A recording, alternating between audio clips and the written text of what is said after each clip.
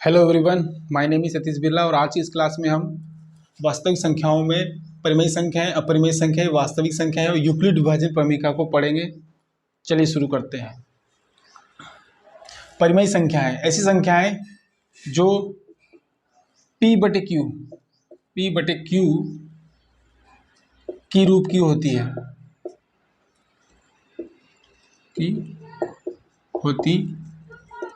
और Q नीचे वाला हर जीरो नहीं होता, अंश बटे हर जीरो नहीं होगा। ऐसी संख्या क्या कहलाएगी? परिमेय संख्या है। परिमेय संख्याओं को उदाहरण के रूप में लिखते हैं तो कौन कौन संख्या आएंगी? फॉर एग्जाम्पल -1, 0, 3/5,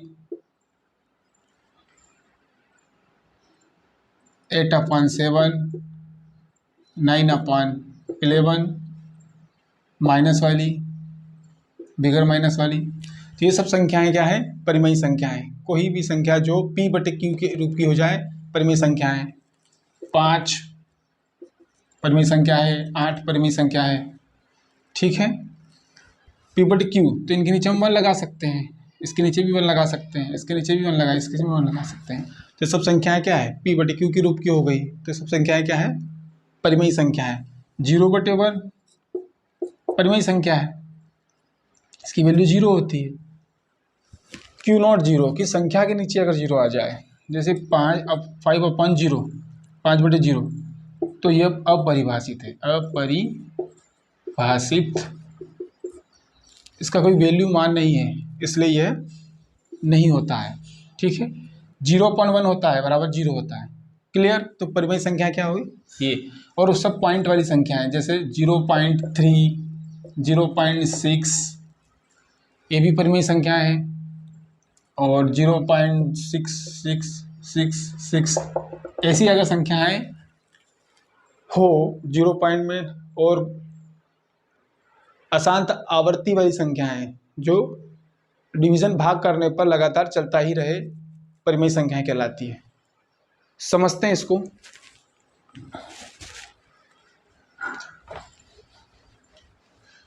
तो परिमेय संख्याएं दो प्रकार की होती है।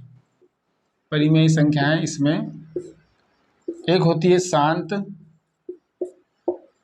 और दूसरी होती है अशांत आवर्ती।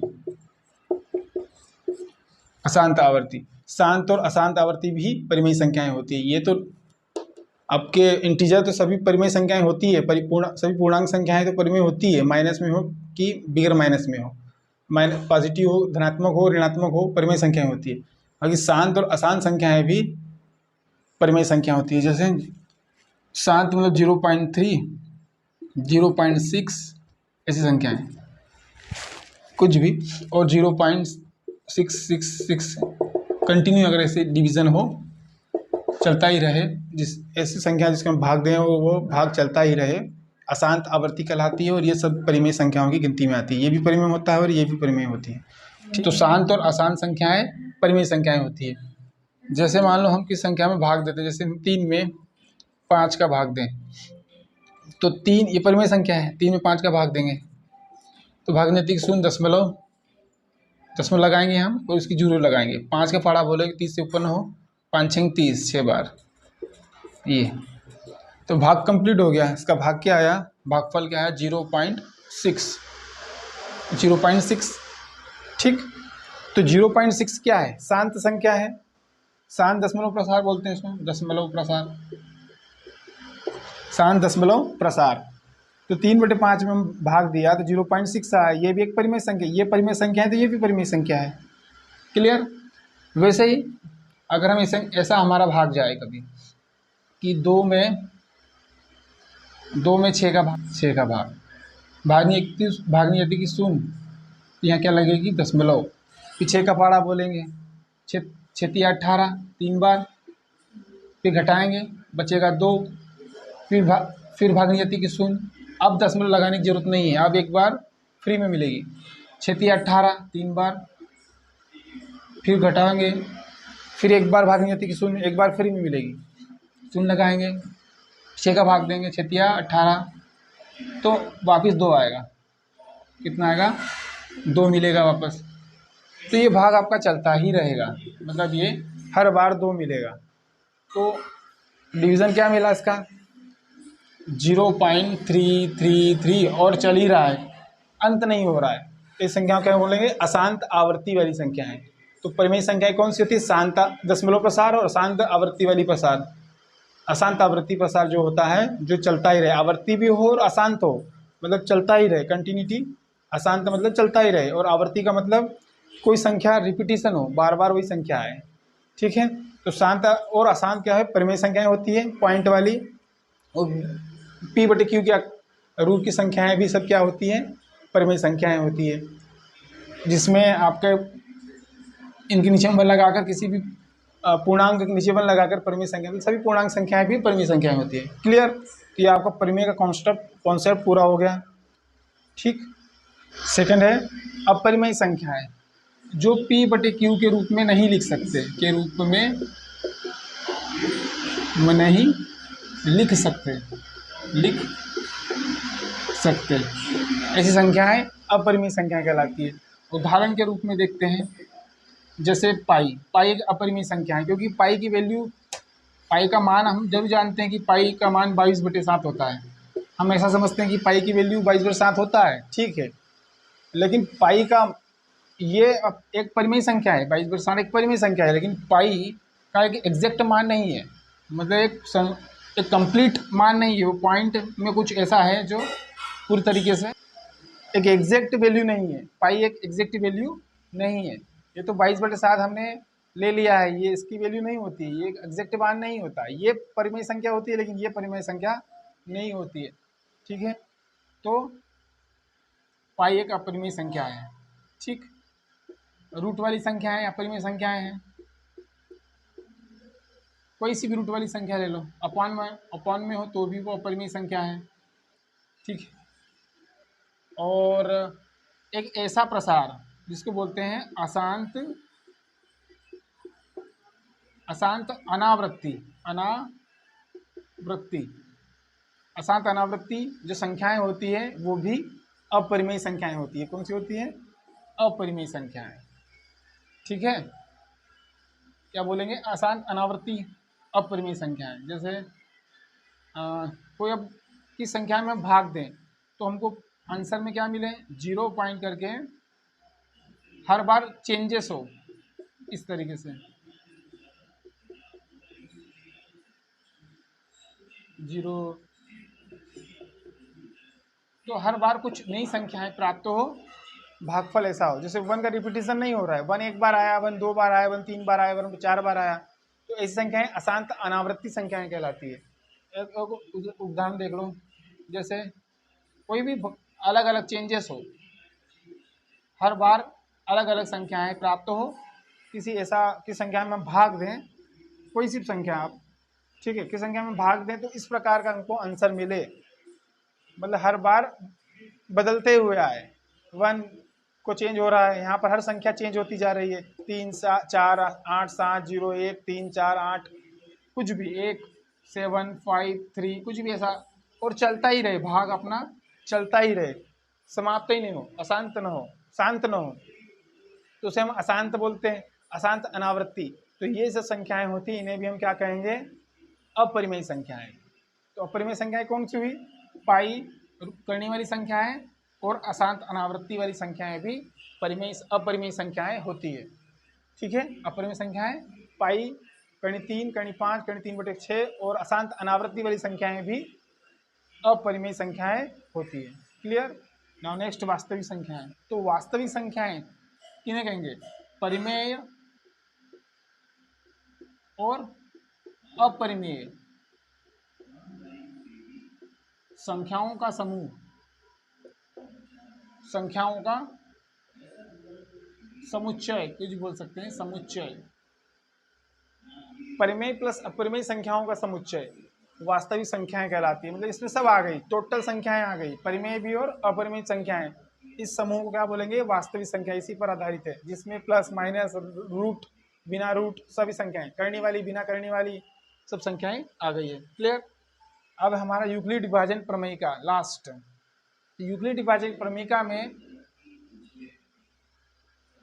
यूक्लिड एक वैज्ञानिक है जिसने एक प्रमेयिका बनाई, वो है ए बराबर बी क्यू प्लस आर। और ये आर को इस प्रकार लिखा है कि आर है ना आपका जीरो से बड़ा होगा और जीरो के बराबर होगा आर। ठीक है, आर कैसा होगा, जीरो या जीरो से बड़ा होगा या फिर जीरो के बराबर होगा और आर बी से छोटा होगा। ये एक शर्त है, इसकी कंडीशन दी हुई है। ठीक, इस प्रकार से तो दो धनात्मक संख्याओं के बीच होगा ऐसा, सिर्फ है ना, दो धनात्मक संख्याओं के बीच में। धनात्मक संख्याएं कौन सी, 1 2 3 4 5 है ना, ये सब धनात्मक संख्याएं जिसमें हम देखी थी ना इधर वाली, ऋणात्मक संख्याएं नहीं धनात्मक संख्याएं। ठीक, तो दो धन पूर्णांक संख्याओं के बीच में, धन पूर्णांक संख्याओं के बीच में ये संख्याएं होंगी जहां जहां ए और बी जो है वो क्या है, धन पूर्णांक संख्याएं, धन पूर्णांक संख्याएं। क्लियर, ए और बी धन पूर्णांक संख्या है, मतलब जीरो जीरो धनात्मक संख्या ना है, ऋणात्मक संख्या, तो 1 2 3 4 5 6 अनंत तक ए बी क्या है, धन पूर्णांक संख्या है। यहाँ कुछ भी संख्या है हम ले सकते हैं इसमें से, तो ए बी क्या है, कोई भी दो संख्याएं हैं इनमें से अनंत तक में। ठीक, तो इसको समझना है कि यूक्लिड जो प्रेमिका कैसे बनी। जैसे आप जानते होंगे कि ये है आपका भाजक, ये आपका भाज्य और ये आपका भागफल और ये आपका शेषफल। ठीक है, तो भाज्य क्या है, भाज्य आपका ए है, भाजक क्या है बी, भागफल क्या है क्यू और शेषफल क्या है आर। इस तरीके से बनाया है। जैसे हम किस संख्या में भाग दें, मान लो हमने भाग देते हैं हम 7 में 5 का, तो 7 अंदर आएगा 5 बाहर। ठीक, 7 एकम 5 एकम 5 बचा 2। ठीक, तो हम इसको किस प्रकार से लिख सकते हैं, ए बराबर मतलब 7 बराबर बी गुणा क्यू, बी गुणा क्यू मतलब 5 गुणा 1 और शेषफल 2, इसे शेषफल कहेंगे।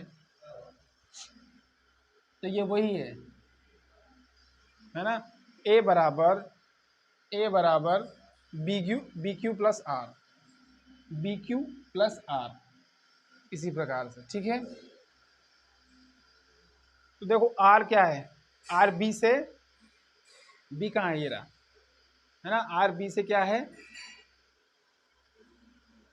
आर बी से बड़ा, बी बड़ा है आर से, और आर कैसा हो सकता है, या तो जीरो हो सकता है या फिर जीरो से बड़ा हो सकता है। तो यहाँ आर क्या है, जीरो से बड़ा है, इस संख्या में जीरो भी आ सकता है। जैसे मान लो हम कोई लेते हैं दूसरी संख्या, ले ले अपन ने 5 में 5 का भाग दे दो, 5 में 5 का भाग दिया एक बार, कितना आया 0। तो ये क्या है, ए बराबर मतलब 5 बराबर 5 गुणा 1 प्लस शेषफल 0, इस तरीके से। तो ये 0 भी आ गया, आर क्या है 0 है, शेषफल 0 है। इसका मतलब क्या, ए बराबर ए गुणा बी मतलब A B B Q plus R. तो यहाँ आर क्या है 0 आया है, तो कभी 0 आएगा, तो कंडीशन 0 आर कैसे होगा कि आर होगा 0 के बराबर या 0 से बड़ा। यहाँ 0 भी आया है या 0 से बड़ा भी आ सकता है, ये 0 से बड़ा भी आया है ना, यहाँ 0 आया है, इसमें 0 आया है, आर 0 आया है, इसमें 0 से बड़ा आया है। तो आर 0 या फिर 0 से बड़ा हो सकता है, आर कैसा हो सकता है 0 या फिर 0 से बड़ा हो सकता है, लेकिन बी से छोटा होगा, हमेशा बी से छोटा होगा, आर छोटा है बी से, तो बी से छोटा होगा। देखो ये 5, ये बी है और ये आर है, तो छोटा है, ये बी है और ये आर है, ये बी से छोटा है। क्लियर, तो इस प्रकार तो यूक्लिड जो वैज्ञानिक है, इसने इस प्रमेय का use HCF highest common factor HCF निकालने के लिए बनाया। क्लियर, इसके सवाल हम नेक्स्ट वीडियो में करेंगे। इसी सम तो अगर आपको मेरा वीडियो पसंद आया हो तो लाइक शेयर सब्सक्राइब करें। फिर मिलेंगे नया वीडियो में। Bye bye.